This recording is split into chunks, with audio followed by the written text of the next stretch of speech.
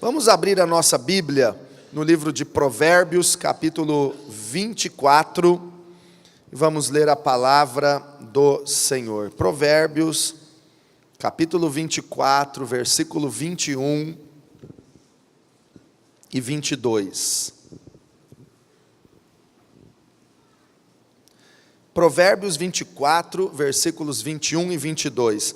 Tema o Senhor e o rei, meu filho, e não se associe aos dissidentes, pois terão repentina destruição. E quem pode imaginar a ruína que o Senhor e o rei podem causar? Vamos orar. Senhor meu Deus, é a tua palavra e nós estamos abertos. Pedimos que fale conosco, abrindo os olhos do nosso entendimento e nos revelando a tua vontade, a tua palavra. O Senhor sabe o que cada um necessita, o Senhor sabe a condição de cada coração, e nós pedimos que o Senhor venha falar, venha tratar, venha operar no nosso coração, conforme a vontade do Senhor. Pai, livra-nos do mal, nós repreendemos toda distração, toda cegueira, toda incredulidade, nós mandamos embora, em nome de Jesus agora, e que o nosso coração e mente sejam conservados íntegros na presença do Senhor, e os nossos pensamentos sejam levados cativos à obediência de Cristo, mediante a palavra do Senhor. Pai, nós oramos em nome de Jesus, amém. Graças a Deus, glória a Jesus. Irmãos, Deus tem tratado comigo neste assunto há alguns dias, e eu quero compartilhar esta palavra do Senhor com você, e esses dias até eu fiquei surpreso quando Deus falou ao meu coração, numa circunstância, numa situação que eu fui colocado, que me convidaram para uma reunião, para um encontro, e Deus falou ao meu coração: não se associe aos dissidentes. Então, o que nós acabamos de ler é muito importante. Este é o 30º conselho dos sábios, que começa em Provérbios 22, no versículo 20, são dados 30 conselhos para uma vida de sabedoria na terra, e estes versículos que nós lemos é o final desses 30 conselhos, é o 30º conselho para uma vida vitoriosa e cheia de sabedoria na terra. E este texto que nós lemos fala sobre temor ao Senhor e honra para as pessoas que Deus manda honrar. Temor e honra andam juntos. Diga comigo: temor e honra caminham juntos. E esse texto começa com um mandamento de Deus, uma palavra dita pelo sábio Salomão e inspirada pelo Espírito Santo, nos dizendo: tema o Senhor e o rei, meu filho. Então é Deus falando com os seus filhos, é Deus falando conosco. O temor do Senhor é o princípio da sabedoria. O temor do Senhor é que nos leva a obedecer a Deus e a palavra dEle. O temor do Senhor é uma reverência, é um respeito santo pela presença de Deus. É o temor do Senhor que nos leva a evitar o pecado, a rejeitar o pecado, a se arrepender. É o temor do Senhor que nos leva a viver uma vida de fidelidade ao Senhor. Eu mostrei no encontro, neste final de semana, alguns exemplos e alguns personagens e algumas pessoas que brincaram com Deus, porque não tinham temor do Senhor. Mas quando nós temos temor do Senhor, nós não brincamos com Deus, nós não brincamos de igreja, nós não brincamos com as coisas de Deus. Por exemplo, Eu citei lá o exemplo da Marilyn Monroe, que foi uma das grandes atrizes de Hollywood, uma das mais famosas. Um dia, numa apresentação dela, o grande evangelista Billy Graham foi lá no camarim dela, enviado por Deus para pregar o evangelho para Marilyn Monroe, e ele pregou o evangelho para ela. E quando ele acabou de pregar e de falar de Jesus para aquela atriz, ela disse assim para o Billy Graham: eu não preciso do seu Jesus. Eu não preciso do seu Jesus. Alguns dias depois, ela foi descoberta morta no seu apartamento. Deus deu a oportunidade, poucos dias antes, para ela mudar de vida. Ela não mudou, ela brincou com Deus. Tancredo Neves, quando era candidato a presidente do Brasil, numa eleição indireta, ele disse: se eu tiver 500 votos do meu partido, nem Deus me tira da presidência do Brasil. Ele teve os 500 votos do partido dele no Congresso Nacional e foi eleito pelo voto dos deputados de maneira indireta. Ele foi eleito presidente do Brasil e estava marcado o dia da posse. Um dia antes da posse, misteriosamente ele ficou doente, não tomou posse e alguns dias depois morreu. Com Deus não se brinca. O Cazuza, num show dele, certa vez ele fumou um cigarro de maconha e expirou a fumaça, dizendo: Deus, esse é para ti, esse é para você. Eu nem preciso te falar como Cazuza morreu de forma lamentável e miserável, doente como ele morreu. Construtor do Titanic, o maior navio e mais seguro navio transatlântico que o mundo já havia conhecido até então. Antes da sua viagem inaugural, ele foi entrevistado sobre a segurança do Titanic e ele disse: nem Deus pode afundar esse navio. Não fez uma viagem, bateu no iceberg e afundou. Então, irmãos, é o temor do Senhor que nos faz entender que Deus é santo, que Deus reina, Ele reina sobre todas as nações, Ele está assentado acima de todo nome, todos os reis da terra estão debaixo do poder do nosso Deus, Ele reina, tremam as nações, o Senhor é Deus, o Senhor é poderoso, e nós temos que respeitá-lo, Ele é o Senhor. E também a Bíblia diz aqui: e temam o rei. Temam o Senhor e temam o rei. Temam e respeitem autoridades. Alguém pode até dizer: mas pastor, aqui é o rei Salomão, falando para temer a Deus, tudo bem. Mas quando ele fala tema o rei, ele está legislando em causa própria. Então vamos ver o que o apóstolo Pedro escreveu, inspirado pelo Espírito Santo. Na primeira carta de Pedro, capítulo 2, versículo 17. 1 de Pedro 2, 17. Tratem a todos com o devido respeito. Isso é honrar. Deus está mandando tratar com respeito. Tratar com respeito é honrar. Quem nós devemos tratar com respeito? Quem? Todas as pessoas. Não é só quem você acha que pode te abençoar ou te castigar. Não é só quem você pensa que é autoridade sobre a sua vida. Mas Deus diz: tratem a todos com o devido respeito. Eu tenho dito hoje nos cultos que até um bêbado que chegar até você cheirando mal e pedir uma esmola, você pode não dar a esmola, mas você não deve tratá-lo com desprezo. Trate a todos com o devido respeito. E quando se fala então de irmãos em Cristo, olha o que a Bíblia diz: e amem os irmãos. Aí é o respeito dobrado, porque aí é o amor sacrificial. Ame os irmãos.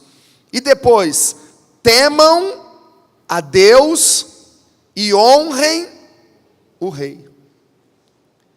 Agora, quando Pedro fala que devemos honrar o rei, nós precisamos entender que o rei, na época em que Pedro escreveu isso, e Israel era dominado por Roma, pelo Império Romano, o rei era ninguém menos do que o perverso e cruel Nero, imperador Nero, aquele mesmo que matava os cristãos, que lançava os cristãos na arena, no Coliseu, para os leões comerem, aquele que pendurava os cristãos em postes, para que eles fossem queimados como chamas vivas, para iluminar a passagem do rei por aquele lugar.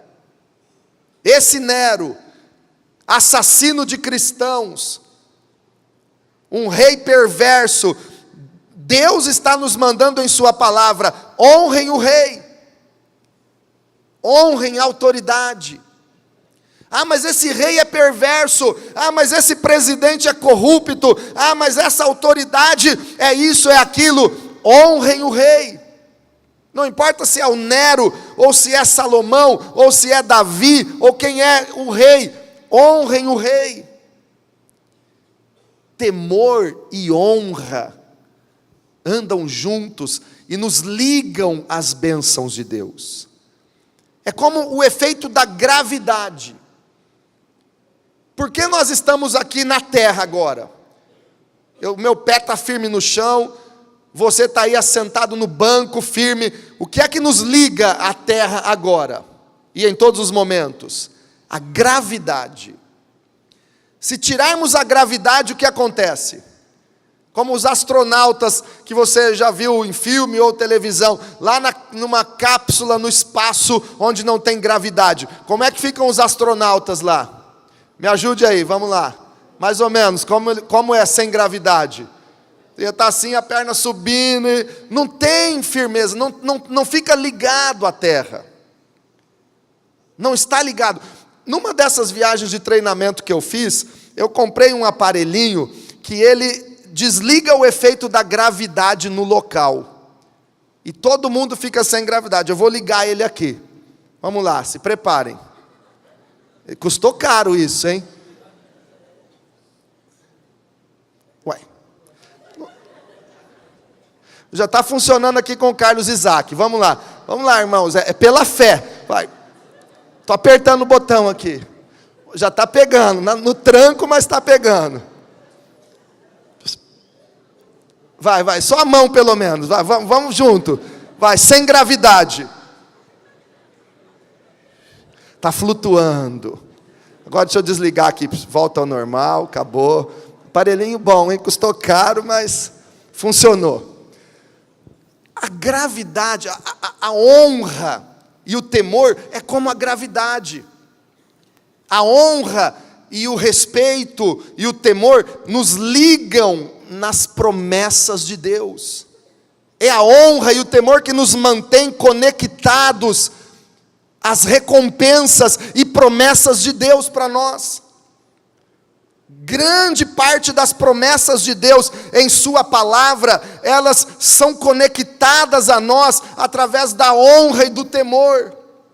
Veja bem, quando é que nós estaremos conectados com a bênção da prosperidade?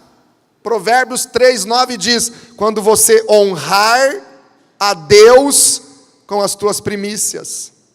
Quando você honra a Deus com as tuas primícias e com a tua renda, você fica ligado, você fica grudado, você fica conectado com a promessa da prosperidade. Se você não honra a Deus com a tua primícia, você fica como sem gravidade, e a promessa não rela em você, não chega em você. Como nós estamos conectados à promessa da vida longa. E tudo que fizermos irá bem. Como é que essa promessa chega em nós? Quando nós honramos pai e mãe. Aí você vai bem e terá vida longa na terra. Então a honra e o temor é como a gravidade, nos deixa ligados e conectados com a promessa de Deus para a nossa vida. É assim. E o texto que lemos continua dizendo: não se associe com os dissidentes. Fale para quem está perto de você: não se associe com os dissidentes. Irmãos, Deus tem falado isso ao meu coração. Deus tem ensinado isso nesses dias para mim: não me associar, não dar ouvidos aos dissidentes. Agora, quem são os dissidentes? A definição e o dicionário explica que dissidente é aquele que discorda, é aquele que diverge, é aquele que sai do grupo ou organização, é aquele que se desliga do grupo. O dissidente é o revoltado.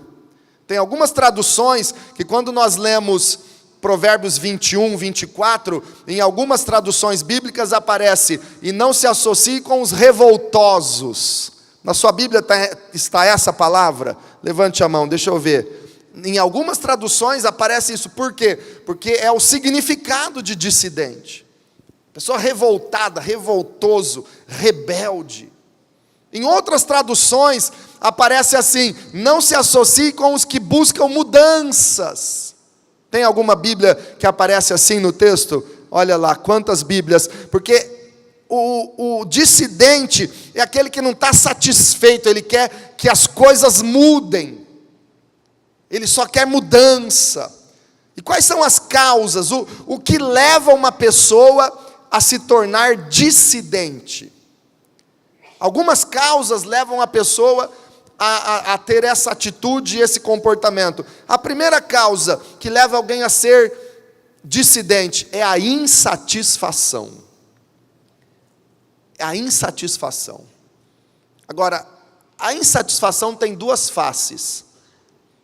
Existe um lado bom da insatisfação, que é aquele momento em que você fica insatisfeito com a situação que você está passando, com a tua vida naquele momento, com o que está acontecendo, e você diz assim: eu não aceito mais viver nessa miséria, nessa maldição, não aceito mais viver nessa situação lamentável, nessa situação que não é da vontade de Deus para mim.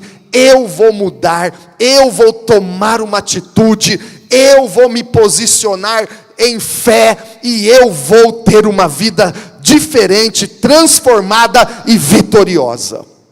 Esse é o lado bom da insatisfação. É você não se conformar com a derrota e dizer: eu vou vencer, eu vou superar isso. Eu vou mudar essa situação com fé no meu Deus. Agora, existe o lado negativo e maligno da insatisfação, que é aquela insatisfação que a pessoa sente e que gera nela o pensamento e o desejo de que os outros têm que mudar. Eu estou insatisfeito, nada está bom para mim, as pessoas têm que mudar, a empresa tem que mudar, meu pai, minha mãe, minha família tem que mudar. Eu estou insatisfeito com o meu casamento, a culpa é da minha esposa, ela tem que mudar. Ou então a mulher diz: eu estou insatisfeita com o meu casamento, meu marido tem que mudar. Aí essa insatisfação negativa leva a pessoa a transferir a culpa para os outros e não assumir uma atitude de mudança. Ela busca mudança, como diz o texto bíblico em algumas traduções, mas não uma mudança nela, ela busca uma mudança nos outros. Os outros têm que mudar. O grupo tem que mudar. O governo tem que mudar. A família tem que mudar. A igreja tem que mudar. Não é a pessoa que tem que mudar. Ela busca mudança nos outros. Ela não quer mudança, ela quer que os outros mudem. E lança a culpa dos seus problemas, da sua insatisfação, nas costas dos outros. Isso é uma causa que leva as pessoas a se tornarem dissidentes. Outra causa que torna pessoas dissidentes é que elas desistem das alianças e saem do grupo, saem da família, deixam a aliança. Isso acontece em muitas famílias. Tem pessoas que deixam a família, são dissidentes. Eles não, quando enfrentam um problema na família ou no casamento, ao invés de lutarem e persistirem, elas deixam, abandonam a família. Elas desistem das alianças.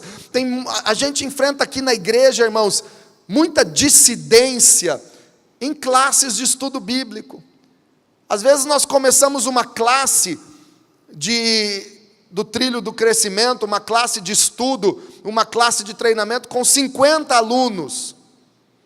Daí 4, 5 meses, tem 25 alunos. Uma boa parte vai parando no meio do caminho. Dizem até que existe uma maldição do meio. Sempre que a pessoa começa alguma coisa, no meio do caminho ela para. Começa um curso, começa um projeto, no meio ela para. Ela desiste. E ela sai do projeto, sai do grupo, sai do propósito e desiste da aliança ou do relacionamento que um dia ela assumiu. Esse é um motivo de pessoas se tornarem dissidentes. Outro motivo que leva pessoas a saírem do grupo, a se tornarem dissidentes e divergirem e irem embora, é porque não confiam na justiça de Deus e no tempo de Deus. Não confiam que Deus vai fazer justiça. Então elas querem fazer justiça com as próprias mãos. Então elas querem agir no seu tempo e não esperar o agir de Deus no tempo dele. O rei Davi é um exemplo disso. Ele já tinha sido ungido como rei de Israel, e o rei Saul estava perseguindo Davi. O rei Saul queria matar Davi, e ele tinha a oportunidade de desonrar o rei, mas ele não desonrava o rei. O rei Saul perseguia Davi e queria matá-lo, e 2 vezes Davi teve Saul na mão dele e podia ter matado o rei, e algumas pessoas até diziam: Davi, mata logo o rei, acaba com esse teu sofrimento, ele quer te matar, então se defenda, mate logo o rei Saul.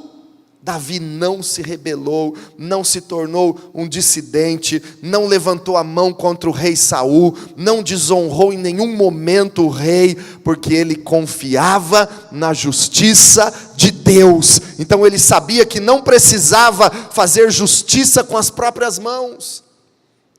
E ele sabia, Deus me ungiu para ser rei, na hora certa Ele vai fazer, no momento certo, a promessa de Deus vai se cumprir na minha vida. Eu não preciso matar Saul, eu vou esperar a hora certa de Deus, o tempo certo de Deus, Ele vai fazer a justiça na minha vida. Aí a pessoa espera em Deus, como a Bíblia diz a respeito de Jesus. Quando ele era injuriado, ele não injuriava. Quando ele era perseguido e caluniado, ele não revidava, porque ele se entregava àquele que julga retamente.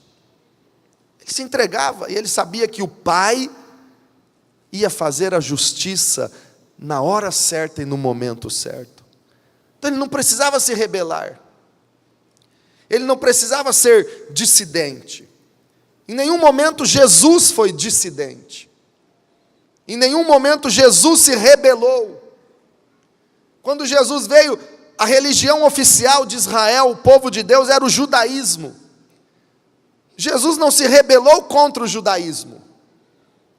E na Bíblia está escrito com clareza, Jesus disse, eu não vim para acabar com a lei, eu vim para cumprir a lei. Eu não vim para destruir a lei, eu vim para cumprir a lei. Jesus em nenhum momento se levantou contra os escribas, os mestres da lei de Israel. Muito pelo contrário, ele ensinava que as pessoas deveriam obedecer à lei. Veja comigo Mateus capítulo 23, o ensinamento de Jesus. Mateus 23, versículo 1 até o 3. Veja bem, então Jesus disse à multidão e aos seus discípulos. Jesus estava falando só com a multidão? Ele falava com quem? Multidão e discípulos. Multidão eram aqueles que ocasionalmente vinham até Jesus para receber bênçãos dele. Milagres, curas, comer o pão que ele multiplicava. Essas eram as multidões. Discípulos eram aqueles que andavam com Jesus, que ele ensinava, que ele discipulava diariamente. Então Jesus disse às multidões e aos seus discípulos, os mestres da lei e os fariseus se assentam na cadeira de Moisés. E aí, versículo 3, obedeçam-lhes e façam tudo o que eles lhes dizem, mas não façam o que eles fazem, pois não praticam o que pregam. Jesus não se rebelou e não se lançou contra os mestres da lei e contra o judaísmo. Ele disse, obedeçam-os e façam tudo o que eles mandarem. Só tomem cuidado e não façam o que eles fazem, porque eles pregam, mas não vivem. Aí está um alerta e o perigo para todo aquele que prega a palavra de Deus, ensina sobre Jesus para as pessoas, fala de Deus na célula, fala de Deus para as pessoas. Cuidado, para que você não seja como os fariseus e mestres da lei, que falavam para os outros, mas não faziam o que mandavam fazer. Cuidado, isso é hipocrisia. Mas Jesus nunca falou mal deles pelas costas. Tudo que Jesus tinha que falar para os escribas e fariseus, ele falou olhando para eles, no olho deles. Vocês são hipócritas, e isso não é xingamento. Vocês falam uma coisa e não fazem. Vocês estão fingindo uma religião e não praticando. Mas ele disse aqui, obedeçam os escribas, os mestres da lei, os fariseus, façam tudo o que eles disserem. Irmão, Jesus não veio acabar com o judaísmo. Jesus veio oferecer um sacrifício melhor que o judaísmo.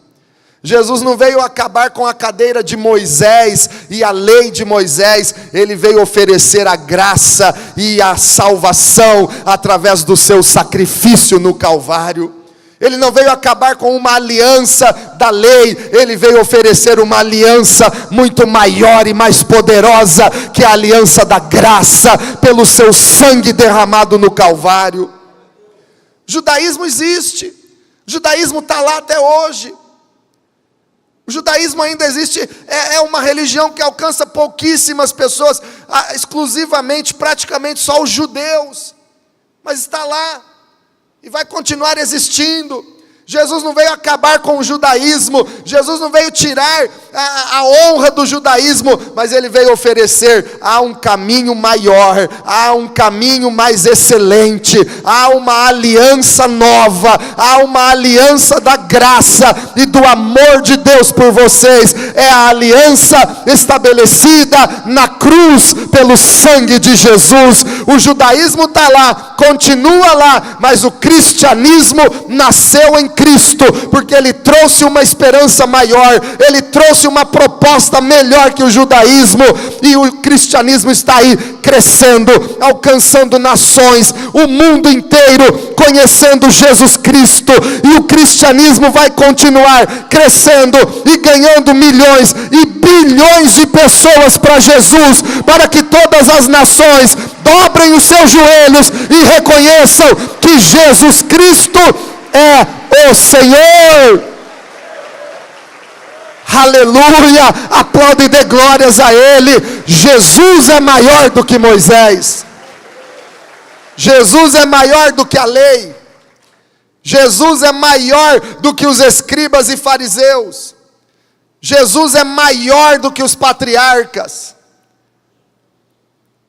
Jesus é tudo, mas Ele nunca foi dissidente ou rebelde. Estava lendo esses dias Hebreus, no capítulo 5, e fiquei impressionado com a atitude de Jesus. Hebreus 5, versículos 7 e 8.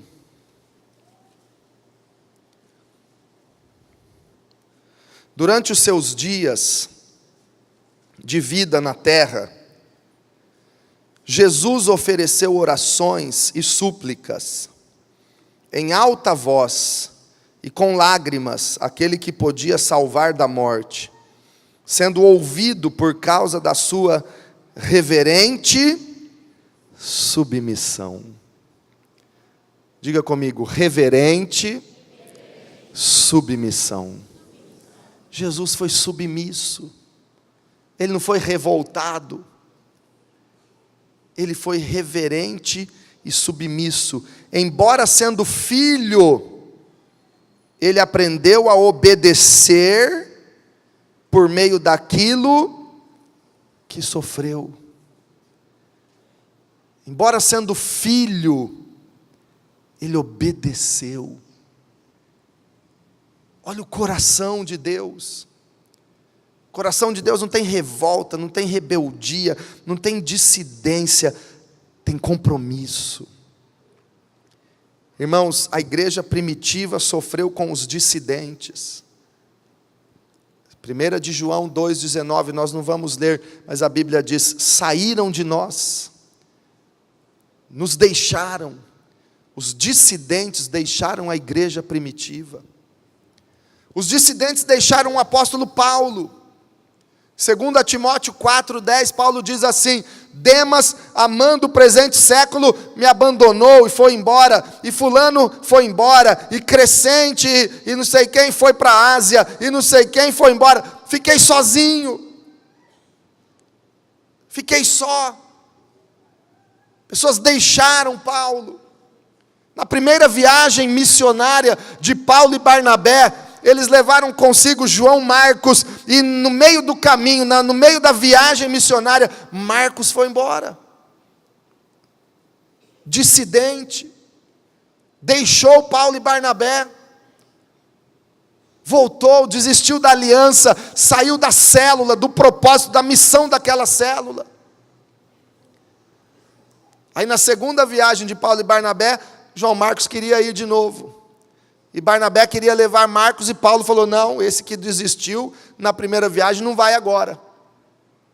Aí por fim, Barnabé levou João Marcos para um lugar, Paulo foi com Silas evangelizar em outro lugar.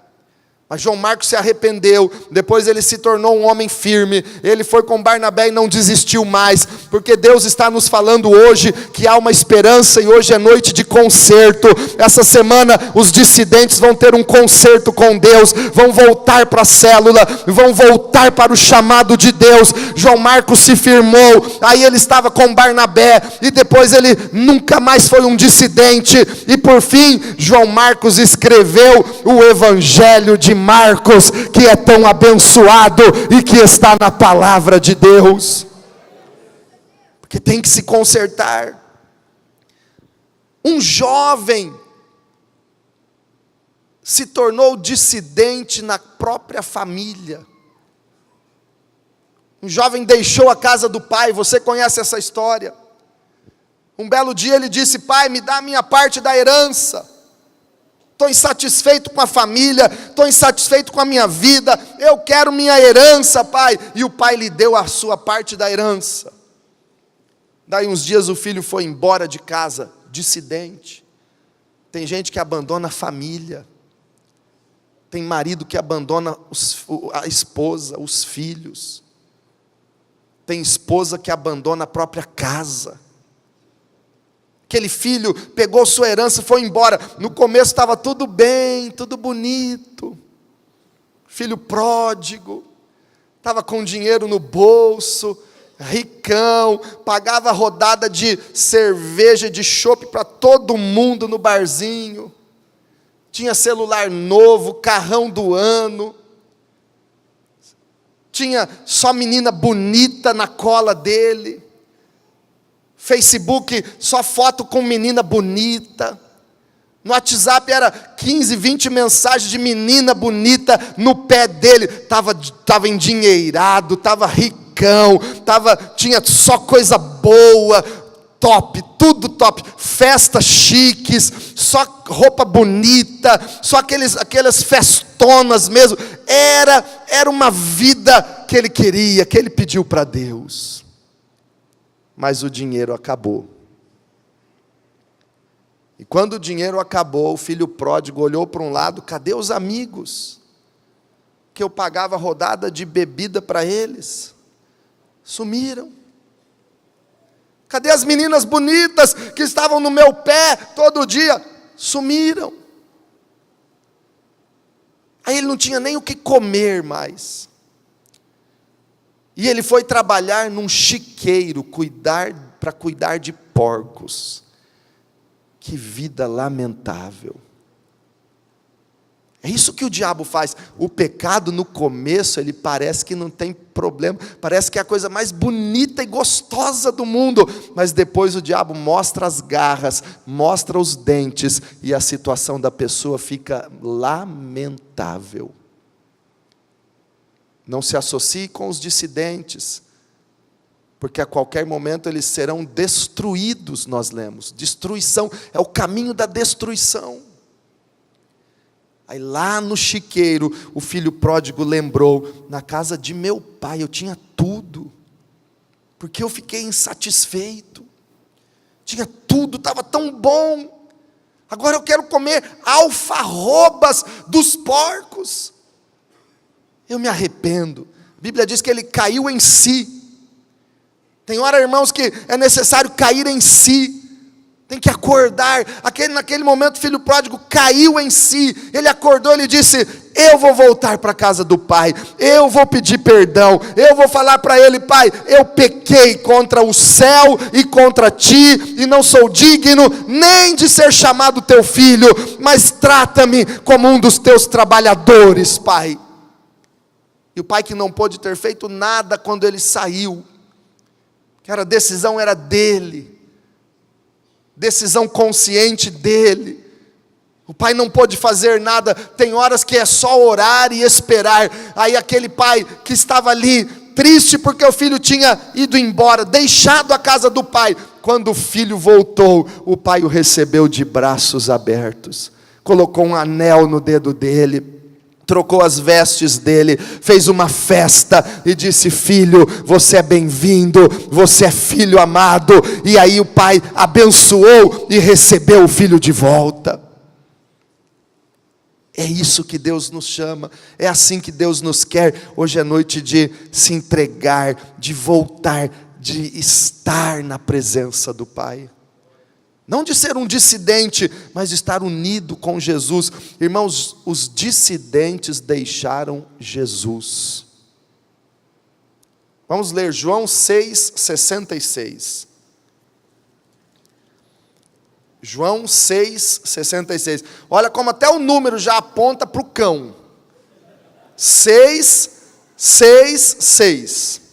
Apocalipse fala que a marca da besta no final dos tempos, na mão ou na testa das pessoas, que Satanás, que o anticristo vai marcar, qual é o número da besta? 666. Olha aqui João 6,66. Olha a obra do cão, como aconteceu aqui. Daquela hora em diante, muitos dos seus, quem? Multidão? Discípulos. Muitos dos seus discípulos voltaram atrás e deixaram de segui-lo. Dissidentes. Saíram do grupo. Saíram do discipulado de Jesus. Saíram da equipe ministerial e pastoral de Cristo. Irmãos, o diabo sempre vai achar um motivo para gerar insatisfação e tirar pessoas do caminho de Deus. Esses não era multidão, eram discípulos de Jesus. Jesus tinha ensinado, tinha andado com eles, tinha gastado tempo com eles. Agora eles começam a se revoltar contra Jesus, a divergir da pregação de Jesus. Começaram a divergir, não concordar com o que Jesus estava pregando. E fizeram o quê? Deixaram de seguir Jesus. Abandonaram Jesus. Em quem estava o erro? Em Jesus ou nos dissidentes? O diabo sempre vai achar um defeito para apontar para os dissidentes, sempre vai criar uma situação. Em Jesus não havia defeito, em Jesus não havia falha, ele era perfeito, ele nunca pecou, nunca falhou, mas aqueles discípulos acharam um suposto defeito em Jesus e deixaram o mestre. Dissidentes. Mas Jesus nos chama para um conserto. Jesus nunca desistiu de nós. E Jesus tem um propósito na nossa vida. Um outro motivo que leva as pessoas a se tornar dissidente, muitas vezes, é achar que não são importantes.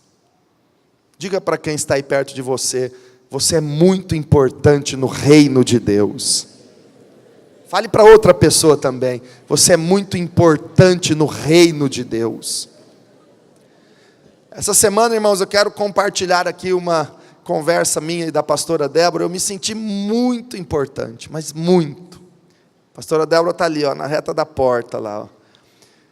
Estávamos conversando, eu disse assim para ela: amor, eu vou parar de pagar o meu plano de saúde, porque está muito caro. Vocês sabem que depois dos 18 anos fica caro o plano de saúde, né? É isso, eu já fiz 18, então o plano subiu tanto. Aí eu falei para ela: não, eu não uso isso aí, eu não faço, não tenho usado, está só pagando isso aí à toa, vou cancelar meu plano de saúde. Ela falou assim: não, então vamos cancelar o seguro do carro, porque se acontecer alguma coisa com o carro dá para compra outro quando der, mas você não tem jeito de comprar outro. Ai, irmãos, como não apaixonar por uma esposa assim? Ela é linda demais, olha lá. Eu te amo, amorzão. Mas, irmãos, a pastora já deu o exemplo aí para as mulheres. Esposas, siga o exemplo da sua pastora. Capricha na frase, no que você vai falar para o seu maridão essa semana. Amém? E maridão também, hein, não seja cabeçudo, hein? Capricha no que você vai falar para a tua esposa essa semana aí. Já vai pensando. Mas, irmãos, eu estudei esses dias uma pesquisa. São necessárias 72 pessoas para que qualquer alimento, em média, uns são mais, outros menos, mas na média, são necessárias 72 pessoas para o alimento chegar na nossa mesa para ser digerido, pronto para ser comido. Desde a pessoa que preparou a terra, preparou a semente, vendeu a semente, plantou a semente, colheu aquele alimento, vendeu, transportou, negociou, pôs no balcão do supermercado, comprou, levou para casa, pôs na panela, temperou, cozinhou, pôs na mesa, serviu. 72 pessoas participam desse processo. Sabe o que Deus falou comigo? No reino de Deus, irmãos, não tem ninguém que é desnecessário. Todos são importantes, para que eu e você estejamos aqui nesta noite, celebrando o nosso Deus. Ele usou muitas, mas muitas pessoas, desde que a igreja começou, desde os primórdios, até chegar a nós o Evangelho, até estarmos aqui, tudo preparado para estarmos aqui. Deus usou centenas, ou até milhares de pessoas, para que nós estejamos hoje aqui, glorificando e adorando o nosso Senhor. Então não tem ninguém que é inútil, que é desnecessário. Tivemos encontro com Deus nesse final de semana, eles entraram agora há pouco aqui, mais de 40 encontristas, tinha quase 30 irmãos lá trabalhando em favor deles, mas não são 30 pessoas só que trabalharam pelo encontro. Quantos trabalharam antes? Quantos intercederam no relógio de oração em casa? Quantos trabalharam aqui na igreja em favor do encontro? Quantos trabalharam antes para preparar tudo, tanto o local do encontro, como as palestras, como as ministrações? Quantos Deus usou antes de nós para nos ensinar esse projeto e nos trazer para esse mover? Quantos? Milhares de pessoas. Então eu quero te dizer, você é importante no reino de Deus. Você não pode sair do reino, você não pode ser um dissidente, você tem que estar ligado em Jesus. Tem que estar ligado nele. Não pode sair. Nós não somos daqueles que desistem. Jesus disse assim: aquele que comigo não ajunta, espalha. Diga, eu não sou um dissidente. Eu não sou aquele que espalha. Eu sou daqueles que ajuntam com Jesus. Aleluia! Aleluia! Você não é um dissidente. Você não é aquele que espalha. Você é aquele que ajunta. Pode prestar atenção. Tudo que o diabo se mete e põe suas garras, ele dispersa, ele divide, ele esparrama. Tudo que Deus põe a mão, ele une, ele ajunta. Jesus disse: Jerusalém, Jerusalém, que matas os profetas e apedrejas os que te são enviados. Quantas vezes eu quis te ajuntar, Jerusalém, como a galinha junta os seus pintinhos. Jesus quer juntar. Jesus quer unir. O diabo um dia chegou até Jesus querendo separar, peneirar, cirandar os apóstolos. Jesus rogou e não aceitou que o diabo cirandasse os discípulos. Aí Jesus disse: Pedro, Satanás vos pediu para cirandar como trigo, mas eu roguei por ti, para que a tua fé não desfaleça. Veja, o diabo quer esparramar e dividir, Jesus quer unir e trazer para perto. Diga, eu não sou dissidente, eu sou ligado em Jesus. Fica de pé, vamos ler juntos Hebreus no capítulo 10 e vamos orar, porque Deus tem uma obra gloriosa na sua vida nesta noite e nesta semana. Tenho certeza que essa semana nas células vai ser um mover de Deus, trazendo unidade, trazendo amor, trazendo de volta o filho pródigo e os dissidentes para a presença de Jesus. Hebreus capítulo 10, versículo 38. Leia junto comigo aqui. Vamos ler juntos. Mas o meu justo viverá pela fé, e se retroceder, não me agradarei dele. Deus não se agrada de quem retrocede. Diga, eu não sou daqueles que retrocedem. Irmão, Jesus disse: quem pôs a mão no arado, não olha mais para trás. Não me agradarei dele. Versículo 39. Nós, porém, não somos dos que retrocedem e são destruídos. Diga, eu não sou dos que retrocedem para serem destruídos.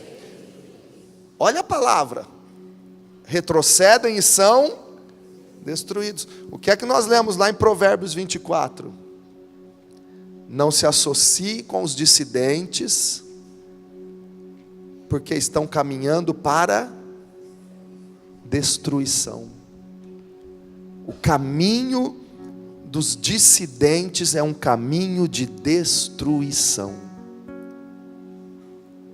Quem retrocede, quem se rebela, quem desiste, quem abandona, quem sai do time, do grupo, do chamado, infelizmente, está entrando para um caminho de destruição. Não somos daqueles que retrocedem e são destruídos, mas somos dos que creem e são salvos. Diga, eu não sou daqueles que retrocedem e são destruídos, mas diga forte, eu sou daqueles que creem e são salvos. Eu creio, eu estou unido a Jesus Cristo.